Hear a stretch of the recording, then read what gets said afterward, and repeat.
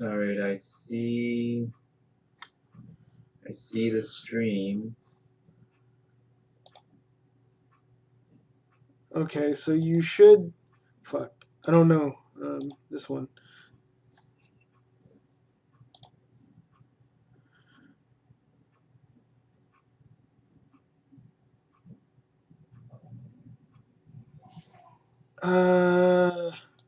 So right now we should be full screen, right?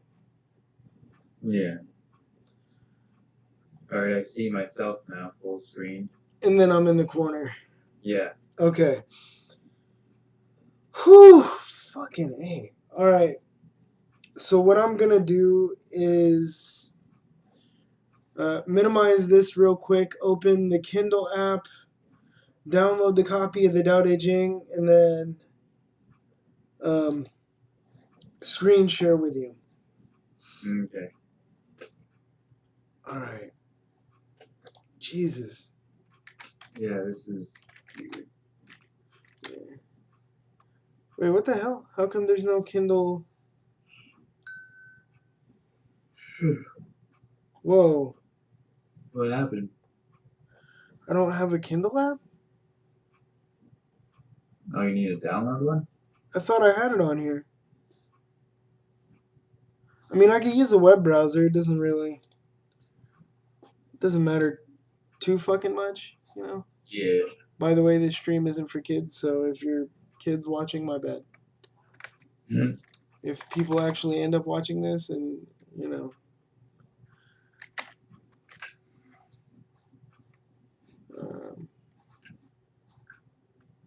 How do I open Kindle books again? With the cloud reader?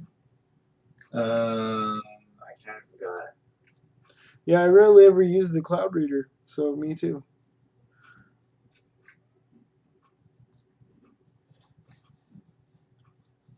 I think I should be able to just go to orders and then. Yeah. There should be an option to like, read in the browser or some shit. Oh shit! No! Jesus Christ! All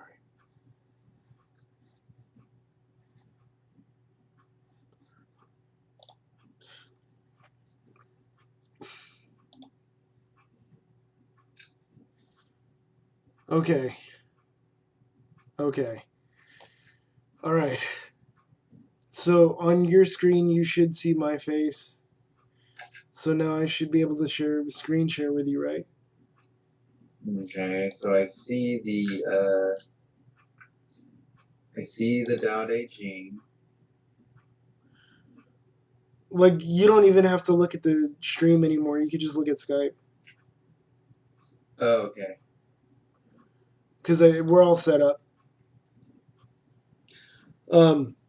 So for those of you watching, you probably see me. You probably, yeah, you maybe. Oh, screw it. So right now you see me in the corner. Yes. So like that, the big head in your screen is Zenburo.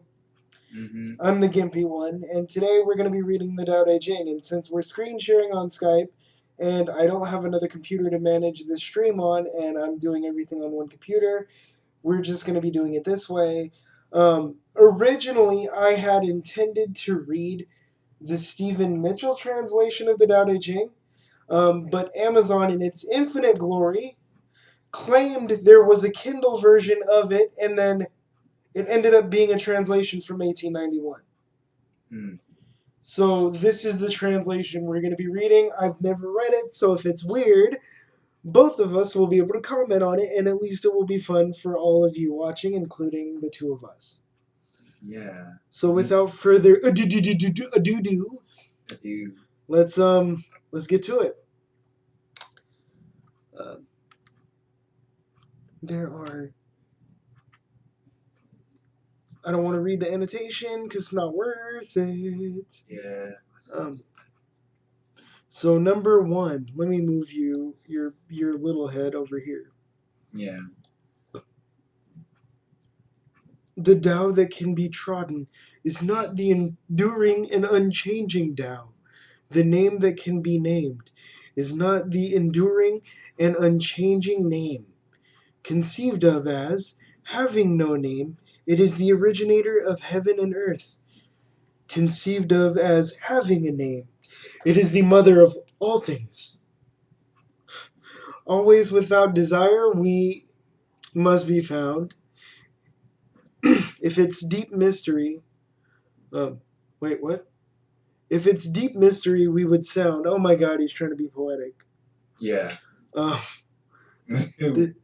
This translation's god awful. Yeah, I would have pitched in for a better one. Yeah, we'll do that tomorrow. We'll make do with what we have. This is really not very scholarly. I've read like 3 different translations of this book, and this is nothing like any of the other ones, but let's give this a shot. Always without desire, we must be found. If it is deep mystery, we would sound. But if desire always within us be, its outer fringe is all that we shall see. Under these 2 aspects, it is really the same. But as development takes place, it receives different names. Together we call them mystery. Where the mystery is the deepest gate of all that is subtle and wonderful. Oh, this is kind of painful. Yeah. I apologize. I was unaware of the quality of this translation. Your turn. Alright. Number 2. All in the world know the beauty of the beautiful, and in doing this, they have the idea of what ugliness is. They all know the skill of the skillful, and in doing this, they have the idea of what the want of skill is. So it is that existence and non-existence give birth, the one to the idea of the other, that difficulty and ease produce the one, the idea of the other, that length and shortness... I have a really stupid idea. What? Can you Google... This translation is available online. Can you just Google it? The one we read for Schubert, the Gia Fu Feng translation?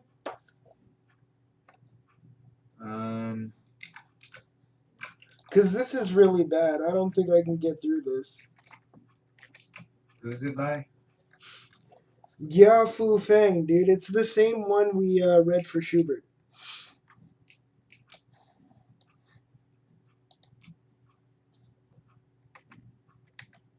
Oh. Do you want PDF or do you want like an actual... It doesn't matter as long as we...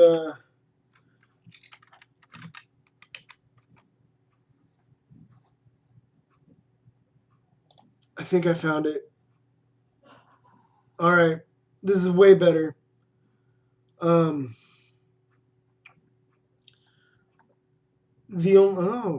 yeah, this is way better. I could do this. Yeah. Are you good with this? Yeah, that's fine. Because the other one was hurting my brain. Yeah, I know. Sorry, dudes. Okay. This is a good translation. This was my first translation. I bought it from a college bookstore way before I ever got into philosophy. So this is pretty reliable. Yeah, it's a lot more simpler. And it's supposed to be. Whatever you think you read in that first thing, just forget all about it. Yeah, it was boring and dull and overly pretentious. Yeah. Which is not what this is supposed to be. No, the Tao is supposed to be simple. Yeah, and complicated. Well, complex. Yeah, complicated at the same time. Complex, but simply expressed in some areas. If you're a Western philosophy type of dude and you're, having a brain aneurysm as I'm talking, that's just the way it is. Yeah, get over it. It's Eastern Phil, dude. Your frame of mind needs to be completely different. Okay, so let's do this again. The Tao that can be told is not the eternal Tao. The name that can be named is not the eternal name. The name is the mother of the 10,000 things, ever desireless. One can see the mystery. Ever desiring, one sees the manifestations. These two spring from the same source, but differ in name. This appears as darkness, darkness within darkness, the gates to all mystery, and my eyes are going blurry. Yeah, you skipped a line too. Oh, The nameless is the beginning of heaven and earth. what the hell? Yeah, it was the third line. Oh, you're right. Sorry.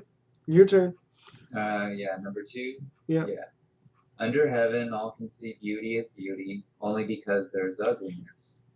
All can know good as good, only because there is evil. Therefore, having and not having arise together. Difficult and easy complement each other. Long and short contrast each other. High and low rest upon each other. Voice and sound harmonize each other. Front and back follow one another. Therefore the sage goes about doing nothing, teaching no talking. The 10,000 things rise and fall without cease, creating yet not possessing, working yet not taking credit. Work is done, then forgotten. Therefore it lasts forever. Do you want to say anything about this one? Yeah. I saw it on your face. Go ahead. Yeah, because I remember when I first read stuff like this, it felt kind of nonsensical.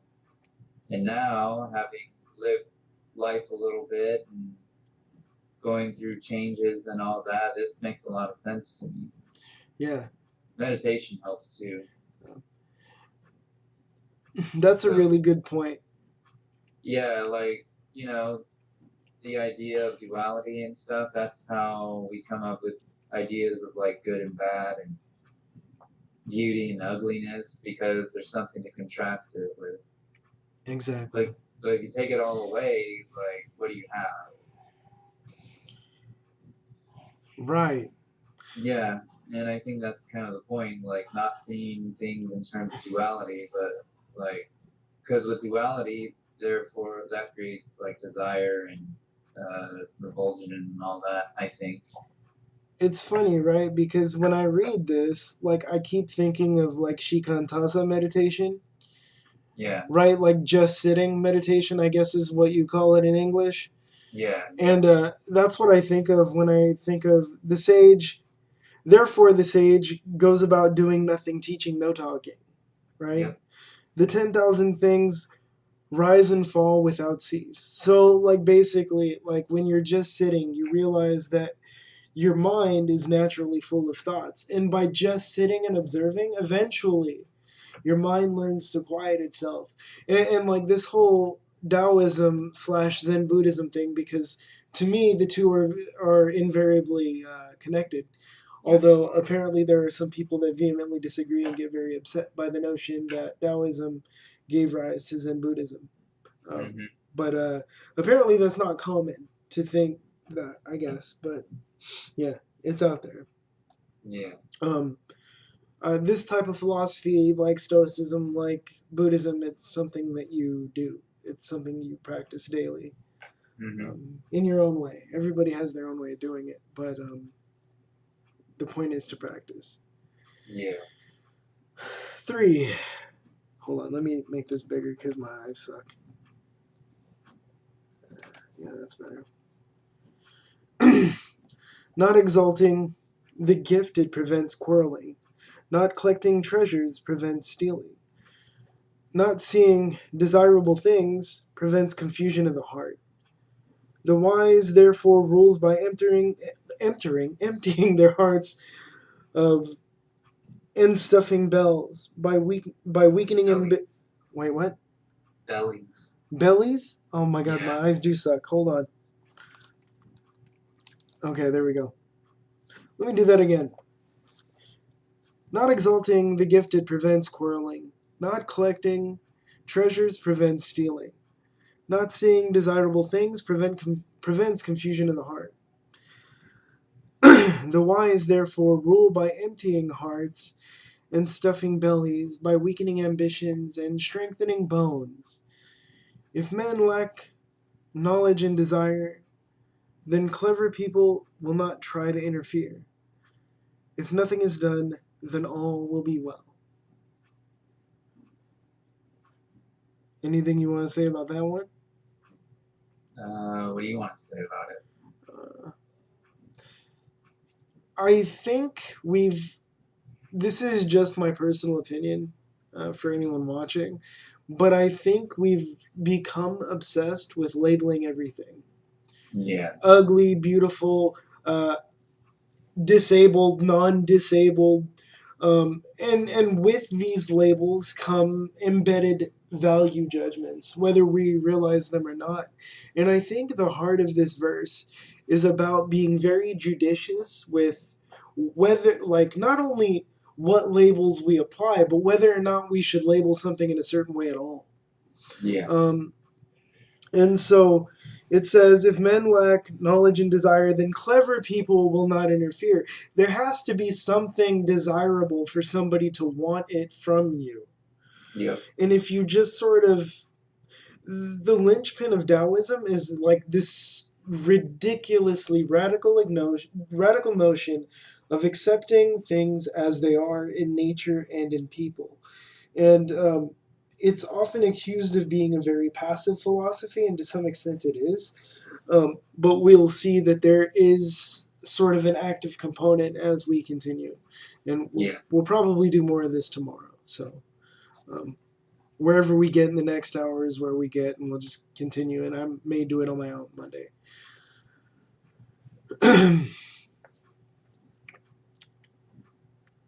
All right. The Tao is an empty vessel. It is used but never filled. O unfathomable source of 10,000 things, blunt the sharpness, untangle the knot, soften the glare, merge with dust. O hidden deep but ever present, I do not know from whence it comes. It is the forefather of the gods. Hmm. The Tao is an empty vessel. It is used but never filled.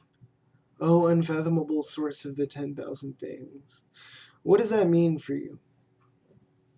Um, Sometimes I think about it, infinity. That's very interesting that you should put it that way. What do you mean? Well, the Tao is an empty vessel. It is used but never filled. So I just kind of think of infinity like it's never filled. Right. We use it a lot. It's like a silent stream. Another way of putting it, because I completely agree with you, and I completely like, dude, yeah, that's why I like the way you put that. Mm-hmm. Um, Another way of putting it is like the Tao itself is made up of two like very central ideas, right? Mm-hmm. So on the one hand you have the void, and on the other hand you have manifestation. Yeah. But like, so if you look at yin yang, right? Like people say, oh, masculine, feminine, good and evil, or like, but really it's just, if you notice, do you have a picture of that? What? The yin yang symbol. Hold I on. can pull one up. Don't worry. Um, because this confuses a lot of people. Yeah. So I figured it's worth talking about. So if we look at this, right, we're used to seeing this. This Yeah. is just as much an American image as it ever was Asian at this point, right? Mm-hmm. So if we look at this, we'll notice that there's a white circle here, and then there's black, and then on the other side, it's exactly the opposite. There's a black circle here, and most of this side of the shape is white. So the first verse of the Tao Te Ching is explaining this, right? So for everything, in everything, there is the void, there is potential, but at the same time, there is manifestation, and the two exist together, and they're kind of co-creators of one another. It's not like there is no chicken, there is no egg, there just is this. Mm-hmm. And it happened at the same time. And much of life, when you really sit and meditate, starts to look so much like that. Um, that's about as well as I can explain it for right now. I hope that was helpful. Yeah. Um, Heaven and earth are impartial. They see the 10,000 things as straw dogs. The wise are impartial. They see people as straw dogs. Okay, this is going to be a little weird to explain. The space between heaven and earth are like a bellows. The shape changes, but not the form. The more it moves, the more it yields. More words count less. Hold fast to the center. You know, the thing about straw dogs in the Tao Te Ching is not very well defined. Scholars have some debate as to what exactly it means, but one idea, and the only idea that I've managed to come across and actually somewhat understand, is that there came a point when representations of animals began to be offered as sacrifices instead of animals. So, um, I think the thing to take away here is to recognize things for what they are rather than putting a greater level of importance on them than is necessary. Um, would you agree with that? Yeah, sounds apt. And the whole thing about the more it moves, the more it yields, I just keep thinking of a river, right? Um, Rivers and various rock formations are formed because water is constantly beating against them until eventually it wears down into these weird canyonous formations and whatnots. Yeah.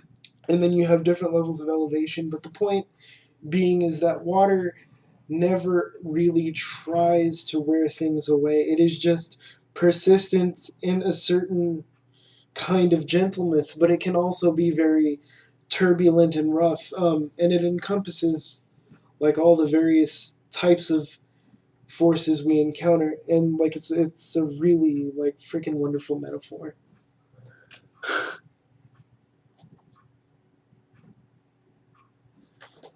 See, the valley spirit never dies. It is the woman, primal mother. Her gateway is the root of heaven and earth. It is like a veil barely seen. Use it, it'll never fail.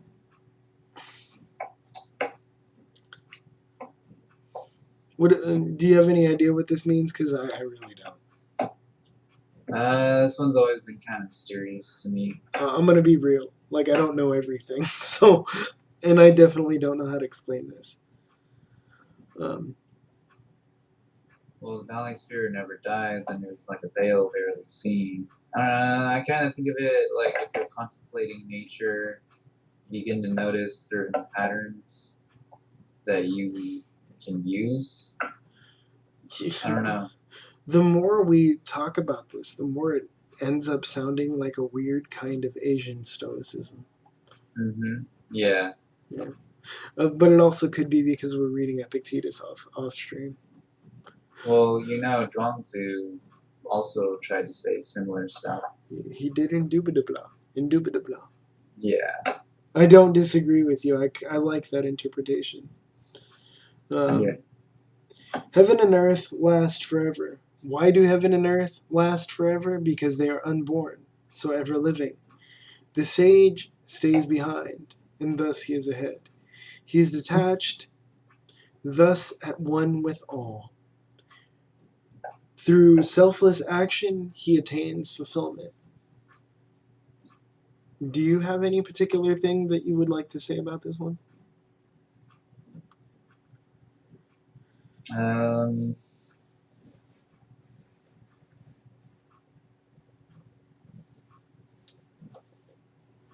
One of the things that always struck me was how it seemed like this book was never concerned with whether things were created or they were just always here. Mm-hmm. Yes. Yeah. So, on a practical level, there's a couple things here on a very like practical psychological level, right? The sage stays behind and thus he is ahead, right? That's why he remains ahead, basically. He is attached or detached and thus at one with all things. Through selfless action, he attains fulfillment. Mm-hmm. So psychologically, the more we rush things, Yeah. anything, the more we rush the process of something, the less we are likely to feel as though we've done our best. We could say that under the circumstances, we've done our best, but Mm-hmm. we often will not feel as though we have actually done our best, right? Well, yeah, I think that's the point of heaven and earth lasts forever. Why are we rushing? Hold on. I'm getting there. Because that's right too. But Yeah. there's another way to look at it. The idea of heaven and earth, the way that humans often talk about heaven and earth, are also another way of looking at it is that they're just concepts, Mm-hmm. right? And they don't, the concepts in themselves encompass reality, but they themselves are not reality. So that's why I think the Tao Te Ching says they're unborn, Yeah. because there's this realization that when we use words like heaven and earth, we're just like pointing to the thing, but we're not really like seeing the thing, right? And so, but you're right. When you contemplate like you were saying before, when you contemplate nature, you start to notice a certain pace, certain set of patterns that naturally occur, right? Yeah. And the sage stays behind and thus is ahead. To me, um, is someone who understands that and understands that they themselves fit into those patterns, and that's how things sort of naturally unfold. Right. He is detached, thus one with all. Um, All things. yeah. Well, Yeah. does it say all things? It says with Well, all. with all. Yeah. Yeah. With Um, all. so like the way I think of it, right, is strong opinions. Because I'm trying to like be like practical, right? Yeah. And this sometimes can get into some really heady metaphysical type stuff, and that's when people stop thinking philosophy is useful. Mm-hmm. So in my personal experience, I found that the older I get, the less I want to have opinions on everything. Yeah. I've become more comfortable with saying I don't know. Mm-hmm. I've been more comfortable with saying, to me, this is not important right now. I don't Yeah. really have time to research enough to form an opinion on certain things, and that doesn't bother me. Mm-hmm. Um, and if you kind of be careful with how you form opinions, what you start to happen, what you start to see happen rather, is that you notice that you're often more open to communicating with different kinds of people. Yeah. Because now you're not offended by very basic common things like differing political views, Mm-hmm. right? I think that is one of the ways we can interpret he is detached, thus one with all. Right. Um, and through selfless action, he attains fulfillment. It's demonstrable through research that practicing a degree of altruism actually improves your psychological sense of well-being. Yeah. So that is a very like rudimentary, fundamental way of interpreting um, the Tao Te Ching in a way that is totally a thing you can put into practice. Mm-hmm. That's Yeah. not to say be a doormat, dudes, but if you see someone having a bad day, like give it a shot, try to help. And if they don't want your help, that's fine. Right. Just tell them to have a good day and hope things get better and go on about your day. But helping people feels good, man. Yeah, it does. Well, like I wanted to add Oh, I'm sorry. that this is, I think this is true irrespective of what religious belief you follow because Yes. things are infinite. So that's why, and like I understand all the practicality and stuff. It's just, which is good. It's just like the three lines, like heaven and earth last forever. They're unborn. They're ever living. Yeah, like keeping that in mind has always helped me deal with anxiety, which is uncertainty. So do you mean that? Because I think I see what you're saying, but I'm unsure. Uh huh. So are you saying that knowing that nature will outlive you and that you are sort of like in a way smaller in the grand scheme of things kind of takes the pressure off? Yeah, not saying what you said was wrong or anything. No, It's no, no, no, just no. I don't. yeah, Yeah, I don't think that at all. yeah. That's what I thought when I saw this, which is because like I had the image of like the universe basically. Good job, dude. Because nothing was coming to me for those 3 lines, so I really appreciate that. Yeah, Hey, man. No matter how many times we've read this, right? It's a new experience every time. yeah. Thanks for that. That was really cool. All right. The highest good is like water. Water give life to the 10,000 things and does not strive. It flows in places men reject, and so is like the Tao. In dwelling, be close to the land. In meditation, go deep in the heart. In dealing with others, be gentle and kind. In speech, be true. In ruling, be just. In daily life, be confident. In action, be aware of the time and the season. No fight, no blame. Do you see how this just like wrapped up everything we just said? That's what I. Yeah, That's so awesome. yep, this builds. You mean the Tao Te Ching is like practical life philosophy? Yeah, Oh. yeah, it's not like those self help books where they detail everything out for you. Yeah, you kind of have to wrestle with this stuff on your own, and everybody comes to like slightly different conclusions. But I found that if someone spends enough time with the text, um, we tend to come to similar conclusions about a lot of things. Well, yeah, like I haven't read this. Like I first read it 9 years ago, I think, 10 years ago, some years ago. So every time I reread it or I look through certain passages, new thoughts pop up. Oh, sorry, dudes. I just ate gumbo and it's still digesting. Uh, uh, better to stop short than to fill to the brim. Over sharpen the blade and the edge will blunt. Amass a store of gold and jade, and no one can protect it. Claim wealth and titles, and disaster will follow. Retire when work is done. This is the way of heaven. For some reason, I'm finding this even more moving than I used to. Yeah. Um, The I, doubt's flowing through you. oof, uh, there is so much to say.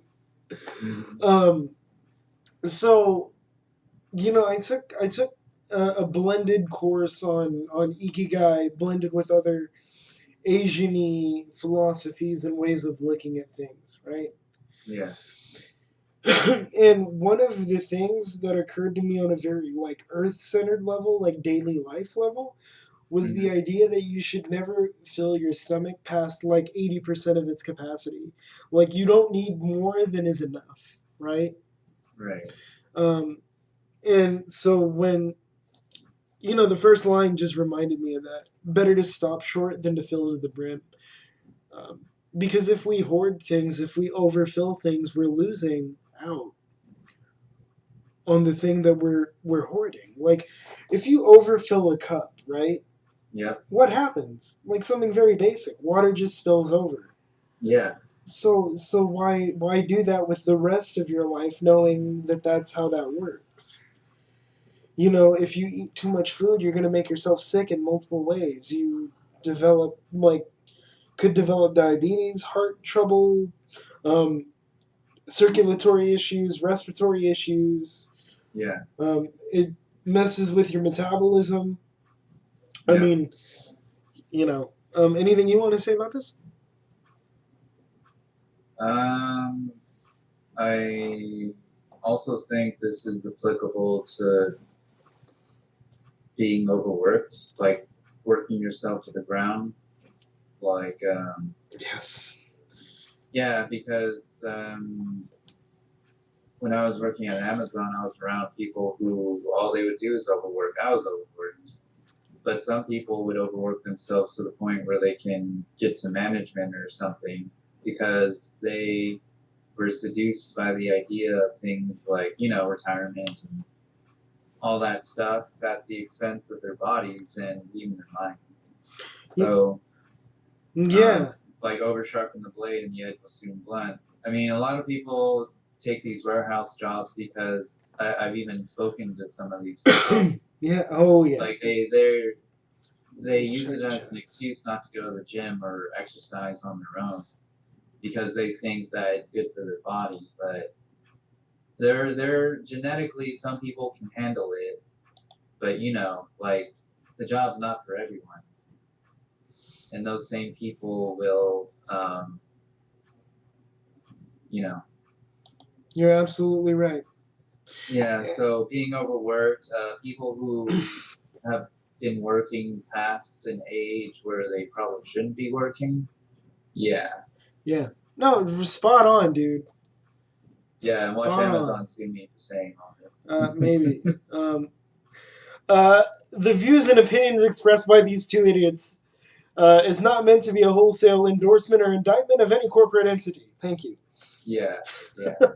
um, but yeah, I mean, your point is very readily distilled into like um, the the two lines at the middle, right? Claim wealth and title, and disaster will follow. Mm-hmm. Retire when the work is done, dude. Like, don't work more than you absolutely need to. Like, that's something I see so many people doing. And well, I did that Yeah. for like 5 years, where like the only personal time I had, dude, was to take a dump, Mm-hmm. and I was always calling people from the bathroom because I'd go to school full time. I Yeah. would come home, um, have to like scribble together some homework that I knew wouldn't get me failed. Then I had to leave and then go tutor for like 6 hours and then come home and edit video. Mm-hmm. And I was being paid for everything but school. Um, so there was that, but I mean, I didn't have a life, dude. Yeah. And then one day, I don't know if you remember, but I ended up sleeping so much because I was so tired. I fell asleep at like 10 p.m. and woke up at 2 p.m. the next day, and I'd missed all my classes and my first student. Mm-hmm. Like, it's not healthy, bro. Yeah.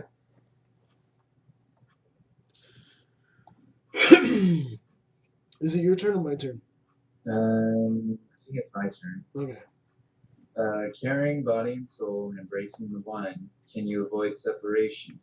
Attending fully and becoming supple, can you be as a newborn babe? Washing and cleansing the primal vision, can you be without stain?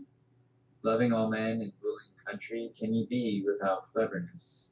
Opening and closing the gates of heaven, can you play the role of woman? Understanding and being open to all things, are you able to do nothing? Giving birth and nourishing, bearing yet not possessing, working yet not taking credit, leading yet not dominating. This is the primal virtue. I have a question. Hmm. Because I think a lot of people are going to read this and think, well, isn't cleverness a good thing? Yeah. So, what do you think this means? Like, how does cleverness fit into this overall message? Cleverness is kind of cunning in a way, which undermines relationships with people sometimes. Yeah. Kind of think of cleverness as kind of a good thing, like, oh, that person's clever. Like when they solve a certain daily issue that happens, like let's say, like computer problem or something like that, and then they come up with some type of solution no one thought of. We call that here in this time we call that cleverness. Right. But I know back in those days and the way this was translated, cleverness kind of had a negative connotation, like someone who deceived and was cunning and stuff. Like living all men and ruling the country can you be without cleverness? Men who rule back in those times, and we could argue even now, like they survived by it, whether Exactly. it's through lying or something like that. Very cool.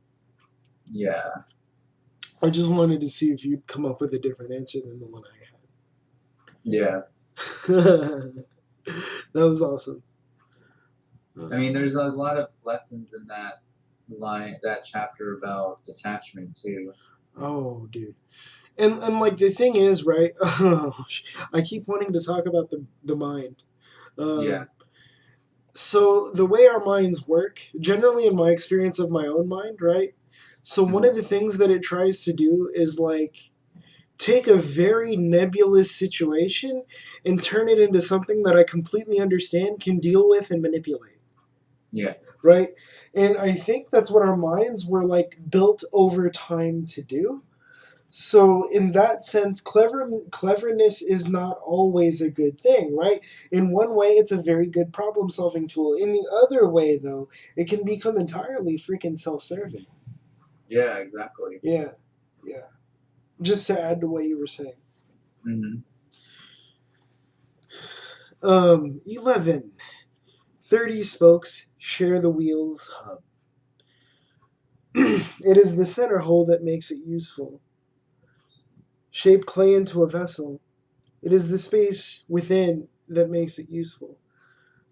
Cut the doors and windows into a room, and it is the holes which make it useful. Therefore, benefit comes from what is there. Usefulness comes from what is not there. Um, yeah, I don't like. I feel like that's pretty self-explanatory, actually. Yeah. Yeah. Yeah. All right.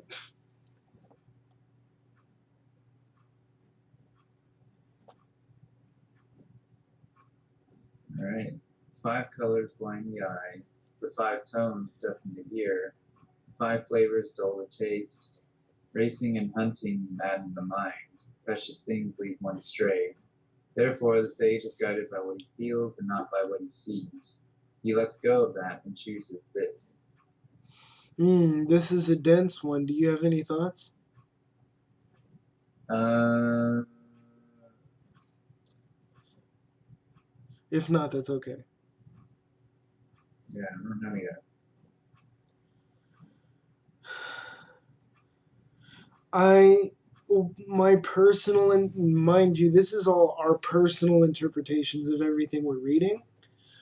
So my personal interpretation is that overindulgence of anything makes it makes that thing seem less important, less useful, less novel, and less worthy of being taken care of. So like the 5 colors blind the eye, right? Like being overstimulated in Mm-hmm. general um, makes people feel overwhelmed. And I think you and I have both seen this in a bunch of different contexts. Yeah. So that's one way of interpreting it. Hunting and racing madden the mind, right? If you're always grabbing after something, Yep. desire kind of drives you nuts. Like, remember, we both went through a period where we were like extremely lonely and we kept um, like trying to figure out, like trying really hard to meet people. Mm-hmm. And it was the very act of like trying super hard that made it really difficult. Yeah. Now I don't really find that I have that problem. Yep. Because I'm actually like, and I think you are too, we're actually comfortable with ourselves Yeah. to a pretty large extent now. And that makes that sort of thing feel less urgent. And because it's less urgent, one doesn't feel desperate, maybe. Right. Um, so, like, the sage sort of backs off from this type of overstimulation and just, like, um, because the sage is someone who practices this stuff daily and has done it for most of their lives. Like, I think at that point, you begin to have a different sense of the world, right? I don't know, because I don't really consider myself a Taoist sage by any stretch. Right. But I assume, like, they've learned to not necessarily just look with their eyes, but to, like, trust their intuition. Yeah. Because their intuition is like a sharp freaking knife that can cut through lots of things. Yeah. Accept disgrace willingly. Accept fortune. Oh, misfortune, sorry, as the human condition. What do you mean by accept disgrace willingly? Apparently, lots of people asked that question a long time ago. Two, accept being unimportant. Don't be concerned with loss or gain. This is called accept disgrace willingly. Accept misfortune as the human condition. Misfortune comes from having a body. Without a body, how could there be misfortune? Surrender yourself humbly. Then you can be trusted to care for all things. Love the world as your own self. Then you can truly care for all things. Dude, this. Damn. That hits right here. Yeah. Anything you want to say about that? No, it seems pretty explanatory. Dude, it feels like Epictetus. Yeah. Feels like Epictetus right now. So good. Here you go. Look, it cannot be seen, it is beyond form. Listen, it cannot be heard, it is beyond sound. Grasp, it cannot be held, it is intangible. These three are indefinable, therefore they are joined in one. From above, it is not bright. From below, it is not dark. An unbroken thread beyond description. It returns to nothingness, the form of the formless, the image of the imageless. It is called indefinable and beyond imagination. Stand before it and there is no beginning.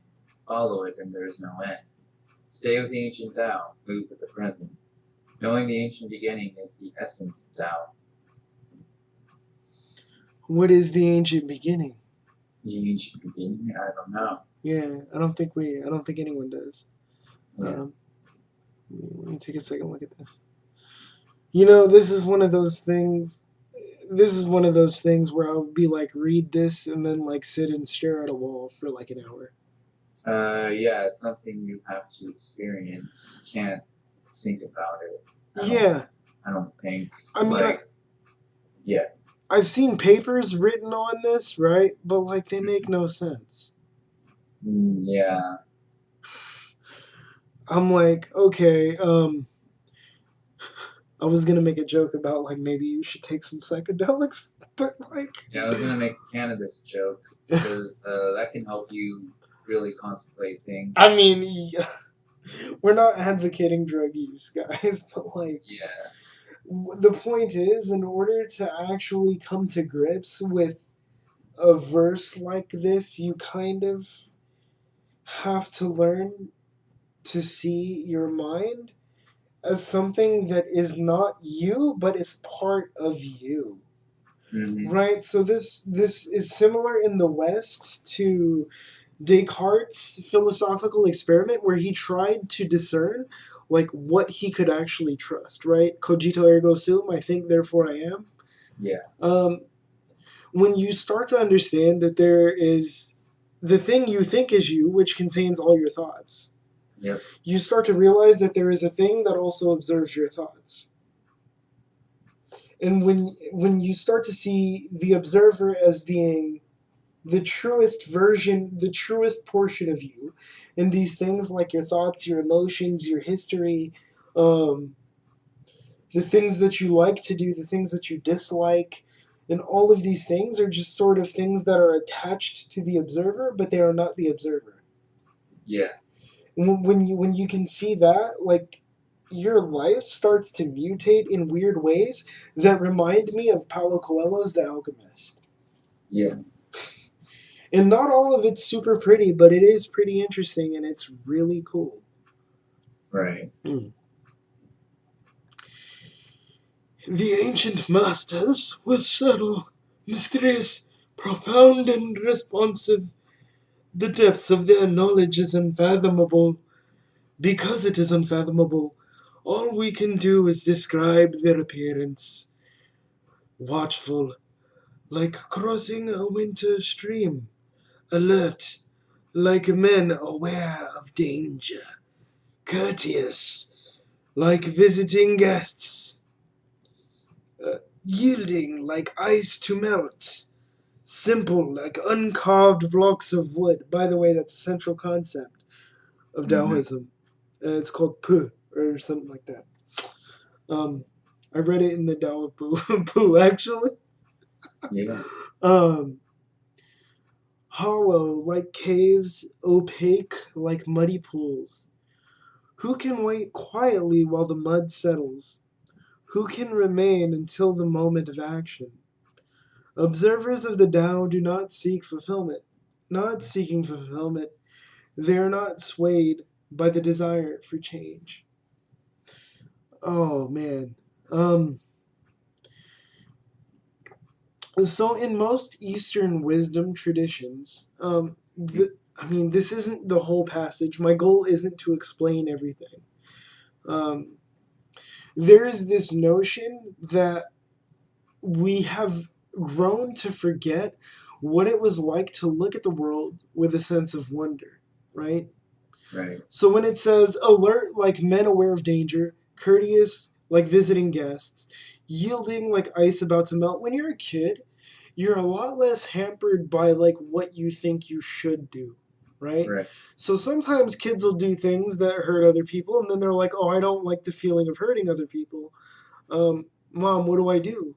And then the parent will tell you something, or maybe the kid will figure it out on their own, Yeah. right? But we have innate senses of what danger feels like, of what sadness feels like, right? Right. Although psychology is getting in the way. Sorry. Um, but we have an innate sense of what these things feel like, and the idea of the uncarved block of wood is stilling the mind to the point where you can re-engage that Right. same sense of bewilderment, like this wonder about the world. So your ideas become less and less fixed in terms of the way things should or should not be, but rather you try to work with what is there. Yeah. Yeah.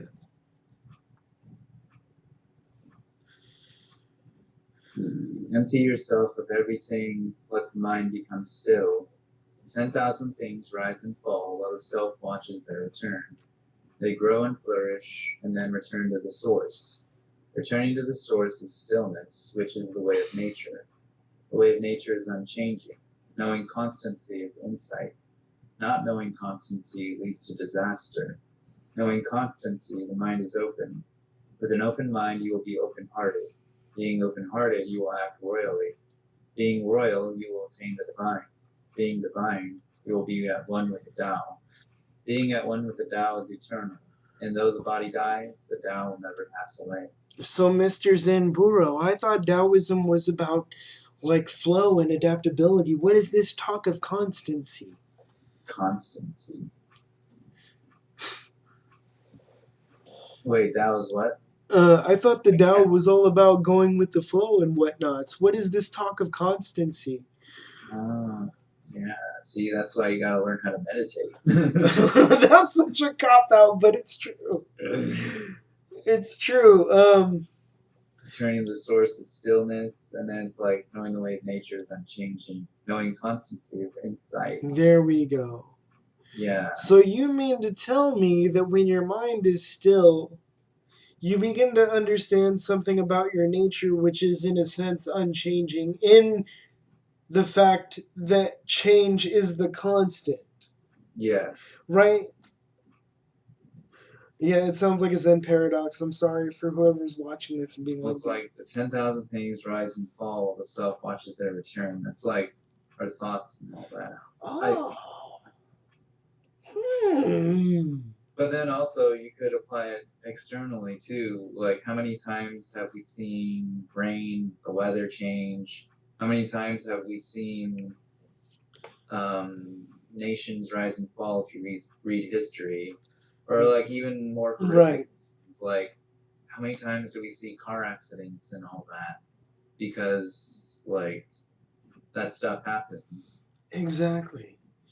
Yeah. Um, I I, mean, at the same time, like, how many times have we, like, encountered people that, you know, changed something in us and it was completely, like, out of the blue? yeah. So, like, being aware of that, you become more open to, like, different ideas and all that. It's the fear of uncertainty that I think keeps us from being at one with the Tao, which is eternal and never passes away. The funny thing is, also to your point, like Uh-huh. psychologically, the people who are most willing to be like exploratory in their lives are often the people who have some kind of stability early on in life when it comes to their home environment, Yeah. right? These are people that feel safe doing weird stuff because they know that there is some level of constancy in their life.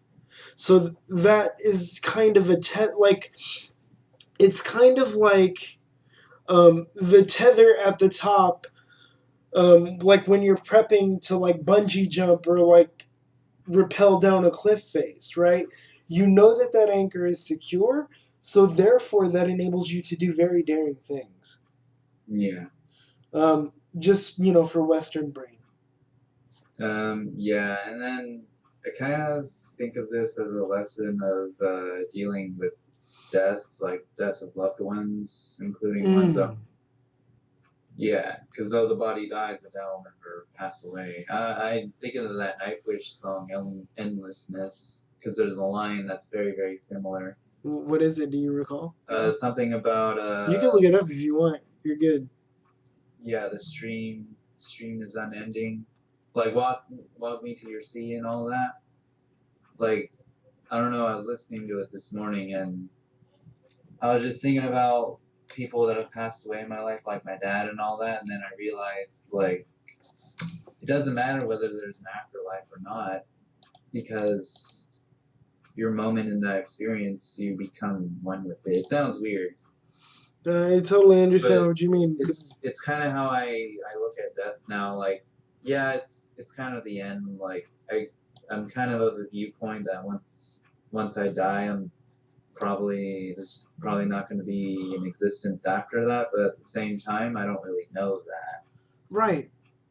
And thinking about it like, oh, I'm just going to be lost in the eternal stream. Yeah, that's the line, the eternal stream or something like that in this thing.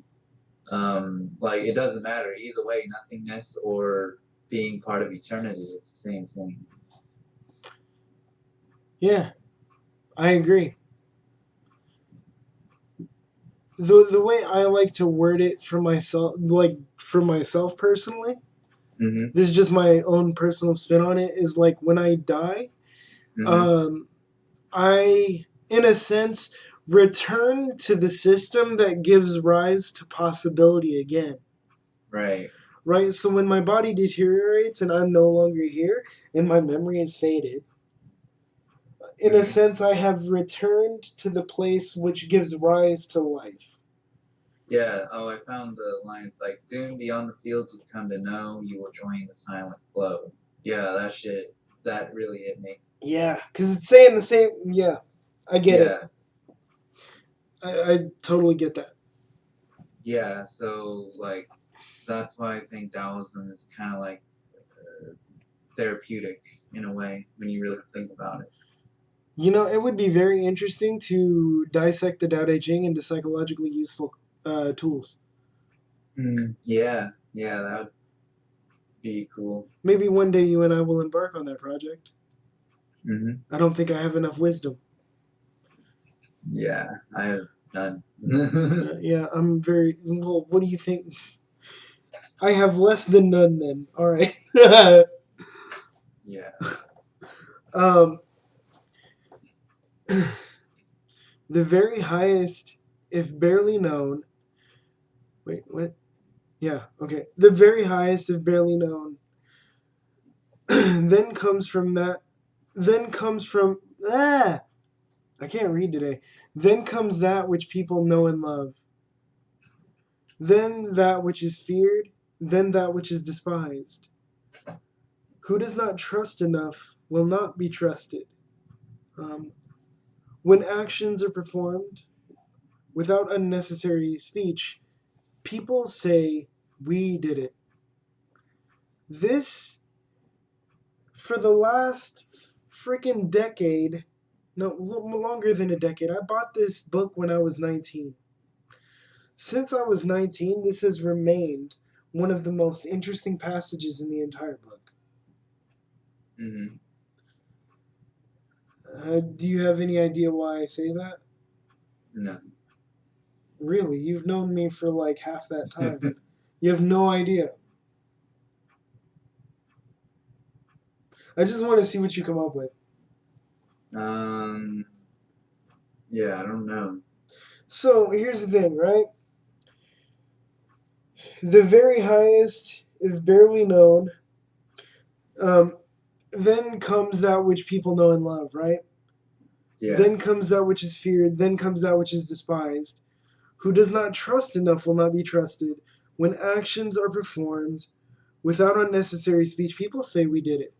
So for me, like I was raised in a house where negative reinforcement was used to a much larger extent than positive reinforcement. There were Mm-hmm. a lot of words being slung around, a lot of ideas that seeped their way into my psychology, and what I had to unlearn Yeah. was the idea that that is how you teach, Mm-hmm. right? And what I've figured out is that if you so the top stanza in this verse is about like going from knowledge to all these categories of knowledge that we put value judgments on, like, oh, this is stuff I don't know well, this is stuff I really know and I love a lot, and the other two are things that I really dislike, Mm-hmm. right? And the last two specifically are born out of a lack of trust. And when you don't trust, what happens is you begin to act in a way that other people are going to find either off-putting or suspicious or very difficult to deal with in some other way. And so those people then in turn will not trust you because you have not bothered to put any faith in them. And like I've been a tutor for a really long time before I finally stopped, right? Right. And what I found was that when you lead a student to the answer, and give it to them, they don't learn anything. When you just keep asking questions based on what you just went over, eventually they find the answer themselves, and they literally, like, more than half the time say we did it. The other half of the time, a common response I've gotten is I didn't know that I could do that. And like when I see those moments in kids, dude, like that shit is beautiful. Right. Because that's real learning. That's not me showing you how to do something. That is you figuring it out for yourself. And when you figure that out for yourself like that, you're not going to forget it because you're going to be like, I remember sitting with this dude and having a conversation about the South's economy during the Civil War. And like, I was stuck on that question as to why the South lost. And like, instead of just telling me, he like had me think about it with a video game. Mm-hmm. And then like now, like every time I see anything remotely like that usually ends up being pretty similar. Yeah. Right? Oh no, that's why that's always been like one of the most interesting verses in the Tao Te Ching for me.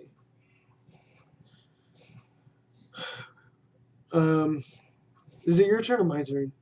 I think it's my turn. Okay. How long are we doing this for? I think only like 10 minutes. Okay.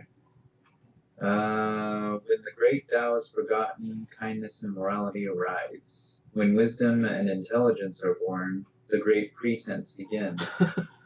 When there is no peace within the family, filial piety and devotion arise. When the country is confused and in chaos, loyal ministers appear. Isn't that kind of interesting? Yeah, it's very interesting. Seems to fly in the face of certain things that we hold valuable, like Yeah, wisdom and intelligence, for example. exactly. When Yeah, because we value things like wisdom, like oh that guy's pretty wise, or even think about Western philosophy when the ancient Greeks talked about wisdom. Intelligence, we also tend to value, especially in this society, and I guess you could say in other places as well, yeah, including then. I kind of I kind of relate it to the idea of being clever all the time. Like you can come up with strategies and tactics to serve your own ends, but um, does it really make your life worth living and all that? that's a And also the first line when the great Tao's forgotten kindness and morality arise, I always thought was kind of interesting because it's sort of a pretense to always be thinking that like like I follow this Taoist stuff, so I'm kind of like there's a certain type of knowledge that I have that other people don't have. But the point is not to like lord it over other people. It's to realize those lessons and apply it to your life. So that's why I think when the Great Tao is forgotten, that's when it means you've gotten it out of your head to like hmm. not be pretentious with it. Hmm. Hmm. See, I have a That's one way of looking at it. There's another way though, because kindness and morality is based on like preconceptions too. dang. You stole it. Okay, yeah. Yeah, I don't know. There's always different ways of looking at this. You're right. You're right, and I don't disagree with what you said. It's just like my personal way of looking at it is the exact opposite, right?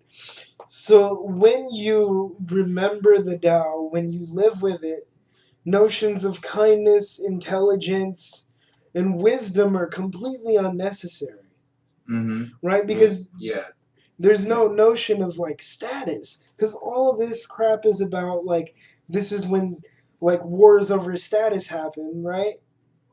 yep, And then like in confused chaos somebody rises up to kind of try to quell it.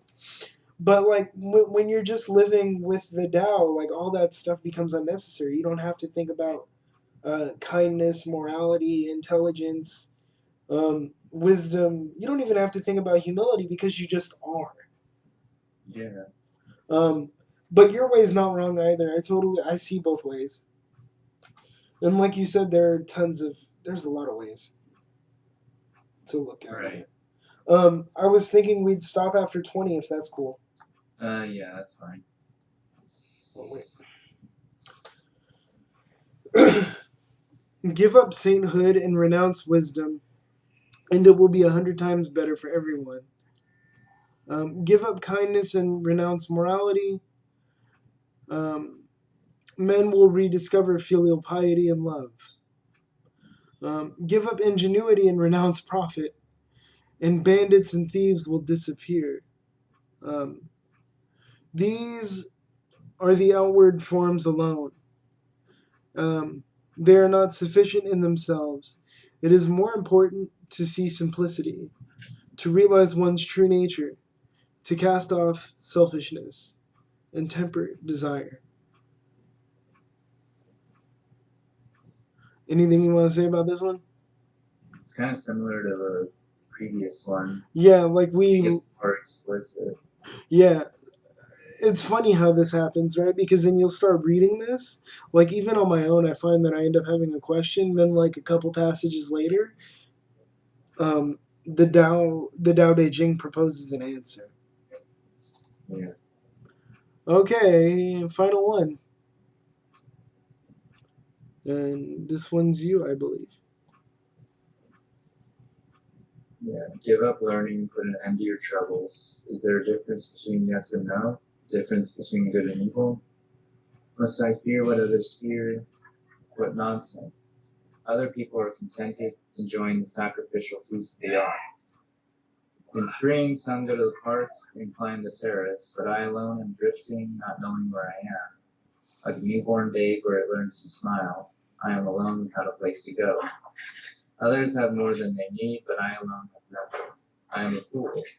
Oh yes, I am confused. Others are clear and bright, but I alone am dim and weak. Others are sharp and clever, but I alone am dull and stupid.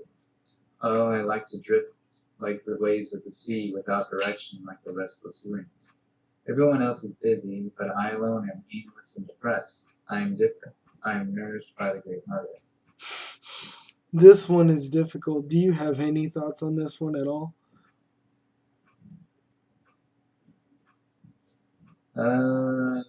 Yeah, this one's weird.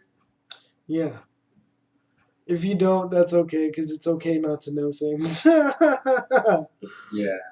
Because, man, I don't know. If you're a Taoist scholar out there in internet land and you understand this better than I do, um, leave a comment or something, because I have no idea, dude. Yeah. I mean, I understand some of it from, like, sort of a Zhuangzi perspective, Mm-hmm. but then some of it, like a lot of Taoism, some of it seems on the surface contradictory. Yes. This might just be a thing I need to meditate on. Who knows? Um, but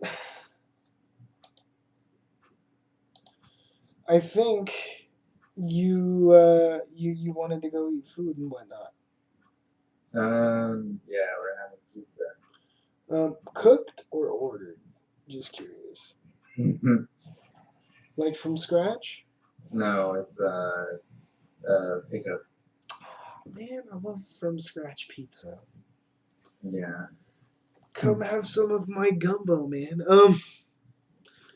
Yeah, but that was actually really fun. Yeah. Yeah, definitely. What time are you available tomorrow to do this again? Yeah, I have a short day tomorrow. All right. So you want to do same time or would a different time work better for you? I don't know.